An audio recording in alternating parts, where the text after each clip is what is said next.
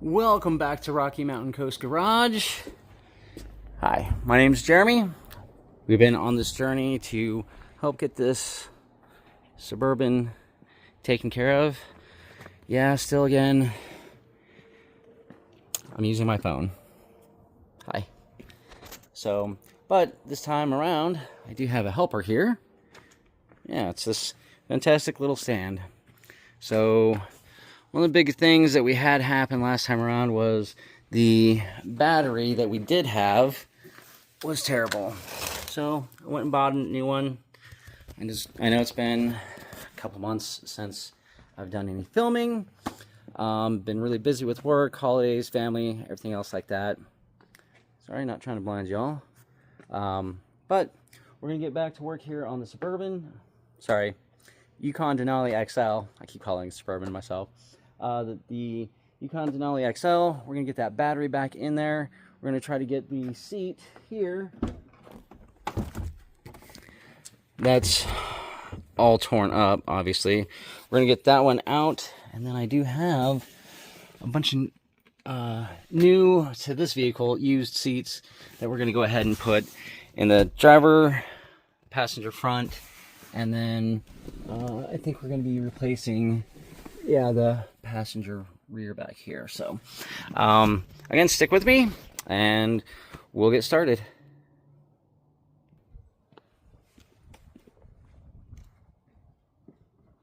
All right, so here we go underneath the hood. See if I can remember the latch. Sideways, up, down, up. There we go. All right. So again, we're back into this here. It's the 6-liter Vortec engine. Obviously, you can see battery already taken out. And we're going to go ahead and put that back in. I think off camera, I did find these little green wire. And there's this red wire that I'm going to have to take off this terminal. But it ran into the cab. Runs into this weird little controller thing. It's 3 pins. Not exactly sure what it went to. Again, got this vehicle not new to us, very used, but I really did think that I was going to use it for my own purposes, but just trying to fix it up, make it look nicer, make it smell nicer. If you don't know about that, go back to that first video. It did not smell good. But we're going to go ahead and get this fixed up and ready for somebody else to be able to use, or maybe trade it for something a little bit different to build, because it's not really a build, it's more kind of like a spruce up vehicle. So since it's just me, I wouldn't mind actually getting into some sort of a build kind of a vehicle in the future.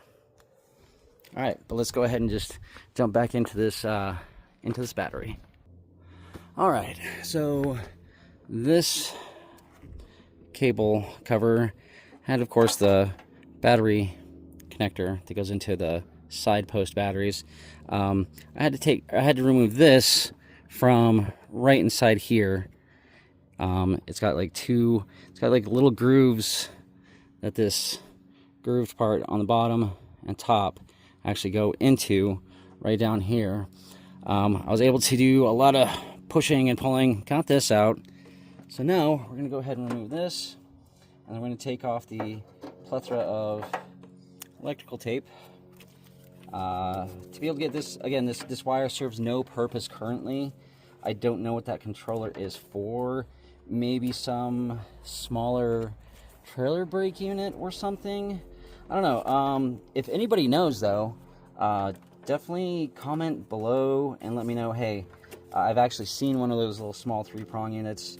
And it needs power and basically 2 ground. So, and this is what it went to, ABC, XYZ, whatever it is. I'm always willing to learn. I don't know everything, even though I think I might have told my kids that when they were little itty bitty, but you know, didn't take them long to figure out that that was not actually true. So, all right, so right now I'm just gonna go ahead and get this off. Success. It's also a good time to be able to kind of inspect our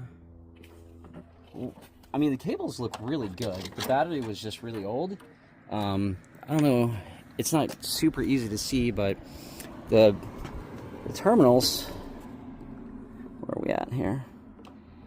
Oh yeah, the terminal actually looks good itself, the metal and the cable, the wire. So that's pretty good news. Nobody ever wants to get into a job with a battery and see a whole lot of, well, now I need to fix all the cables because now the cable's got a ton of corrosion. So that's good. I'm gonna go ahead and see if I can manhandle that back on.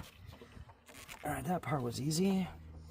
Now it's just getting this little guy back into here. That's not going to be the easy part. This part was easy. Pulling this out most likely will be easy because I'll just be fishing it down through where it goes back in the body here and getting that controller removed. And we'll be back when I'm dropping the battery in. Since I'm working on it, I just wanted to show you those little ridges that I showed you earlier. Down in here, like I said, it goes into this rubber piece, and then we got to be able to get this back to go over on here, little eyelet, so that way this will be able to attach and go into the side of the side post battery.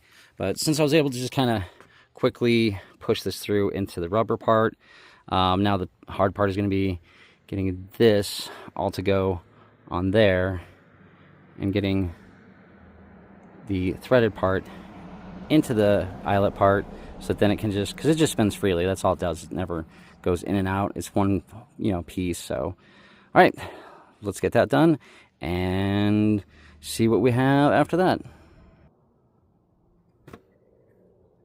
All right, we've got the connector back on, so that's good. And it is actually looking pretty good. It's on there correctly. It's nice and tight. It's snug all the way around as well. So everything's good. Back to factory. Now we just got to deal with this wire. Whoop. I'm trying to get better on my videos all. So, what'll help though is if you find some of this, at least any of this, a little bit interesting or entertaining maybe, go ahead and smash that like button and follow me and subscribe if you wouldn't mind. It definitely helps out the algorithm. So we're going to get this wire and we're going to get that taken care of. We're going to get that out of here. I might actually, since this goes way down in there, and then let me just kind of show you. It goes way down in there, and then as you can see, it comes out the body, from the body area, not even through the firewire, I'll just around the body area. Then it does this whole, it's kind of hard to see here, but it does this whole like loop-de-loo around this little plastic body piece. I don't see it, it doesn't go anywhere into this fuse box that I can see. It just goes around and then just comes out underneath here. You can see it's just wrapped around that there, and then yeah. So I'm gonna go ahead and get that probably just cut out, but I need to be able to get the battery reconnected, because this is a power seat. So in order to move the seat forward, for me to get the rear bolts out, I've got to be able to have power to move it forward. And then, of course, inversely, to move it backwards to get these bolts out, which I think are actually just nuts on the front and bolts in the rear, or vice versa. I'll show you which. And yeah, so I just got to get power to the seat to be able to go ahead and replace this seat with the other newer, slightly better seat. We'll see. I mean, it is better. I mean, it's not all ripped up. As you can see, like this one's just well used, was used a lot. I think the person might have had a dog, because I think one of the reasons why, like, the center consoles. Alright, so for some of my video, I thought I was recording, but ends up I wasn't. Happens, right? But so, what I was saying is, I think they might have had a dog, because again, it gets chewed up, right? It got like really gnarly and chewed up here. The other seat that was on the passenger side, that's now a big empty hole. I'll try to maybe like put a photo in here to show you how bad it was. It like had a piece of carpet on it, but the seat wasn't completely messed up, but it was decently messed up, right? So I think that's where some of the smell came from. We did go ahead and order a ozone machine. I'm going to use that at some point after we get, you know, seats out, all that kind of good stuff, so we can actually like clean the smell instead of just trying to mask it with something else. But as far as the wires that I showed you, remember I showed you the wires that were in the front up there connected to the battery? This is the mess as a total, because I just ended up using, you know, my little handy dandy wire snippers and just you know, snipped them at different ends. Again, you had the positive. My wife just handed me some more that I left out there. So yeah, like this is more of the mess in total, the wire mess that was there. All for whatever this 3-pin little controller is for. Like I said, it may be a trailer brake unit. My wife thought maybe a police scanner or something like that.